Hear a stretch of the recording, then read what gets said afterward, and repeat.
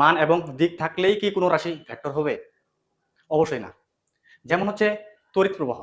তড়িৎ প্রবাহের নির্দিষ্ট একটা মান আছে এবং তড়িৎ প্রবাহের দিক হচ্ছে উচ্চ বিভব থেকে নিম্ন বিভবের দিকে। তাহলে তড়িৎ প্রবাহ রাশিটির নির্দিষ্ট মান আছে এবং একটা দিক আছে। তাহলে তড়িৎ প্রবাহ তো ভেক্টর রাশি হওয়ার কথা, কিন্তু তড়িৎ প্রবাহ হচ্ছে স্কেলার রাশি। কিন্তু কেন?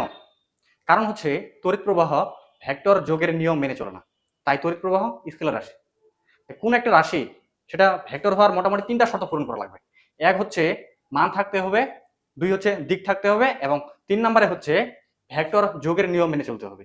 এই ৩টা নিয়ম যদি কোন একটা রাশি মেনে চলে, তাহলে আমরা তাকে বলতে পারবো যে এই রাশিটি হচ্ছে ভেক্টর রাশি। নেক্সট টাইম তোমাকে যদি কেউ প্রশ্ন করে যে ভেক্টর রাশি কাকে বলে, তাহলে তুমি অবশ্যই বলবে যে রাশির মান আছে, দিক আছে এবং ভেক্টর যোগের নিয়ম মেনে চলে তাকে ভেক্টর রাশি বলে।